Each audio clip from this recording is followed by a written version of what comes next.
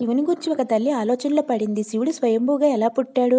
అంతా అయోమయంగా ఉంది అనుకుంది ఆమె. ఇంతకు ఆమె ఎవరు అనుకుంటున్నారా? ఆమె బెజ్జ మహాదేవే.